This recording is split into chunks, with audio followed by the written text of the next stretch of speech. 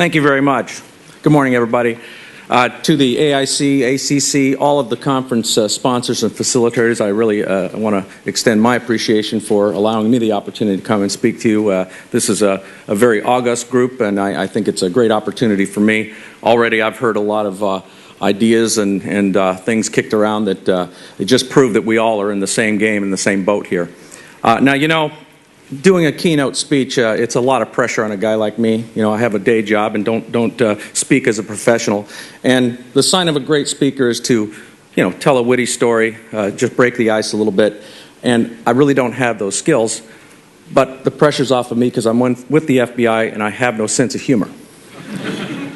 So, moving right along, I want to give you a quick primer on the Los Angeles division just so you have a little bit of context of where I'm coming from and where I'm placed in the FBI food chain. We're one of 56 FBI field offices across the country, and we are one of the mega-sized offices along with New York and our Washington, D.C. field office that are headed by an assistant director as opposed to a special agent in charge, as is the case with our other field offices. About 1,400 total staff in Los Angeles. A little over half of that would be sworn FBI special agent investigators. And we serve a territory encompassing 7 Southern California counties, about 20 million in population. That's the largest population served by an FBI field office in the country. Due to the size and strategic location of Los Angeles, we do have some special enhanced capabilities that would include enhanced SWAT teams. These are teams that have additional training, additional equipment, and they serve as a regional resource. A rapid deployment team, which is essentially a field office in a box where we can basically take a chain of command, all the skills sets that are needed, put them in a C-131 or C-17 and place them anywhere in the world. Also, we have specialized teams like our evidence recovery dive team, extraterritorial investigation squad, where primarily in terrorism cases, if crimes are committed against U.S. citizens or U.S. interests abroad, Los Angeles has a squad that's dedicated to doing those investigations all around the Pacific Rim. So again, it's a large office that has some specialized capabilities due to its size. Now, the major investigative programs that we handle in L.A. really cut across all of the FBI's priorities. Includes counterterrorism, counterintelligence, cyber, and all of our criminal programs, including public corruption, civil rights, white-collar crime, organized crime, and violent crime. So that's kind of the quick overview of the division and what my responsibilities are as the head of that division. Now, recent news reporting in the Australian press highlighted the progress of Operation Hoffman, an impressive long-term investigation led by the ACC, which revealed a major international drug smuggling syndicate involving an unholy alliance of Asian triad figures, outlaw motorcycle gangs, and corrupt public officials at the ports and in the prisons. The press describes how Operation Hoffman uncovered multi-million-dollar crime organizations, and I quote from the press, operating like multinational enterprises, evading police by drawing on local and overseas resources and the latest technology. News reports go on to describe some of the major accomplishments of this effort, to include precedent-setting drug and illegal weapon seizures here in Australia and other nations across the region.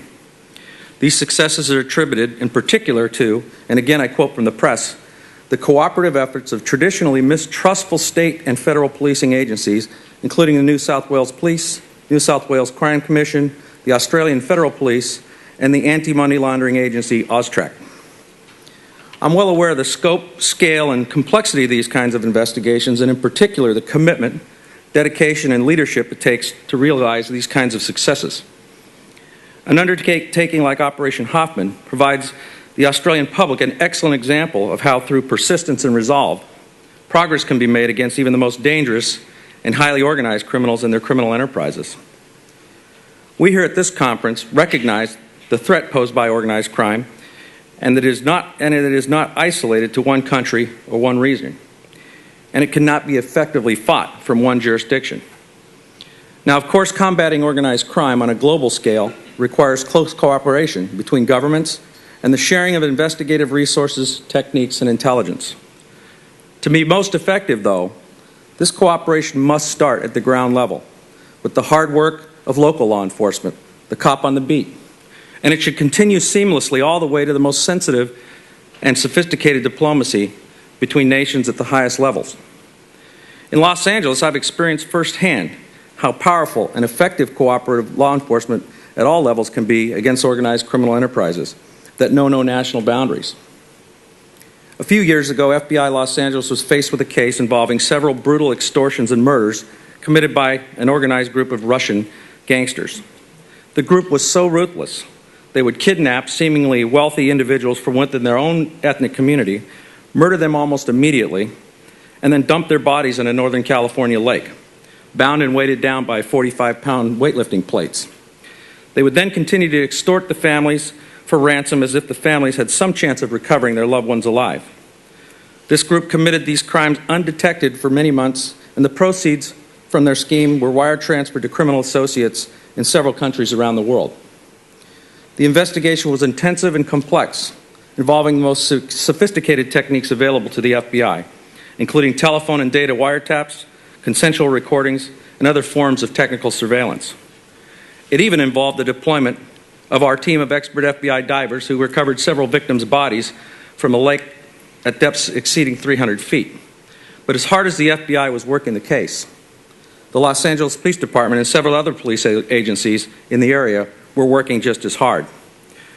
We all recognized early on in the investigation that no one agency had the resources, expertise, intelligence sources in the community to go it alone. Local officers and detectives assigned to an FBI-led Eurasian Organized Crime Task Force worked along FBI agents throughout the case. Police homicide detectives shared investigative files and intelligence with the task force on a daily basis. Joint FBI and local police surveillance and tactical teams were deployed throughout the case to execute long-term covert surveillance and high-risk searches and arrests. Working through FBI legal attachés in several foreign countries and with the cooperation of authorities in those countries, international financial transactions were traced, and key subjects outside the United States were identified, arrested, and extradited to the U.S. to face federal charges in Los Angeles. 2 similar kidnappings and murders in Turkey and Cyprus were also tied to this group and solved through the evidence obtained in the Los Angeles investigation. FBI agents traveled to these countries and also to the UAE and Russia to gather evidence and share information from the Los Angeles investigation with foreign police. This investigation resulted in several subjects being convicted of kidnapping, murder, and other related federal racketeering charges, with final sentencings being handed down early this year. The 2 main subjects received death sentences, which are extremely rare in U.S. federal prosecutions. Other co-conspirators received life terms. Now, of course, the success of this investigation was not remotely possible without participation, collaboration, and cooperation of numerous local, state, federal, and foreign law enforcement agencies, all working toward a common goal. Frankly, the odds in this case were against us, and there were many obstacles and setbacks over the years it took to bring these criminals to justice. But there was an indomitable spirit of cooperation and an unyielding determination on the part of the hundreds of officers and agents who brought their expertise and passion to the fight that finally won the day. Now, this is a great war story, as it were, but let's face it, talking about the importance of law enforcement cooperation in the fight against organized crime at a gathering like this is like preaching to the choir. I've become weary listening to certain pundits talk about the lack of cooperation and intelligence sharing among law enforcement agencies and among nations. In my 24 years as an FBI agent, I haven't worked a case yet where I didn't work jointly and cooperatively with local, state, tribal, federal, or foreign law enforcement officials. For many of us in law enforcement these days, this level of cooperation is as natural as breathing. No matter which agency or nation we represent, we all bring important tools and skill sets to the fight, which none of us can muster alone. I think we all accept that notion, embrace it, and apply it effectively in our investigations every day, just as was done in Operation Hoffman. But this doesn't mean we can declare success and simply move on. There still remain many structural, legal, and operational impediments that make us less efficient and effective in the fight against serious and organized crime than we can and should be. One area where I believe we still have room for improvement and which I believe is largely overlooked, is the challenge in overcoming the stovepipes or silos we've created through the establishment of enforcement disciplines within our own organizations. These internal obstacles often divide us and blind us to creative, investigative approaches in our efforts against organized crime. These stovepipes were initially created for all the right reasons. In an FBI field office like Los Angeles, our squads are formed to focus on particular crime problems. These crime problems are classified, categorized, and managed as discrete programs by our headquarters in Washington, D.C. We have white-collar crime squads, cyber crime squads, gang squads, organized crime squads, corruption squads, terrorism squads, and so on and so on. Your organization most likely has similar structures established for similar reasons. Often these investigative disciplines develop their own distinct culture and sense of esprit de corps. Sometimes working on these squads or units is considered an elite assignment within our organizations. Now, I'm confident you know what I'm talking about.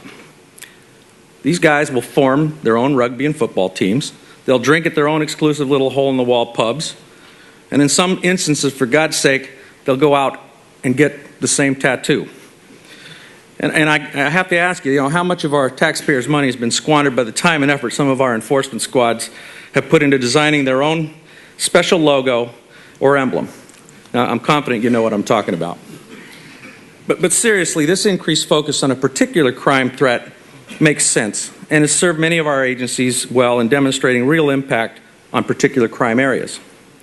The problem, however, in my view, is that the bad guys just don't care about how we're organized and don't very often go along with our program. The reality among international organized criminals is that they follow a polycrime approach which cuts across all of our law enforcement disciplines and jurisdictions. Those of us working organized crime in Southern California know this all too well, as we've seen street gangs and other criminal enterprises involved in a wide variety of criminal activity, from murder to illegal cigarette smuggling, from jewelry theft to identity theft, from drug trafficking to the sale of counterfeit goods, from passing bad checks to running sophisticated international computer fraud schemes in cyberspace. In the Russian organized crime case I mentioned earlier, the bad guys, when they weren't murdering and extorting, they were laundering money, skimming credit cards, and even shoplifting from high-end department stores, anything to make an illegal dollar.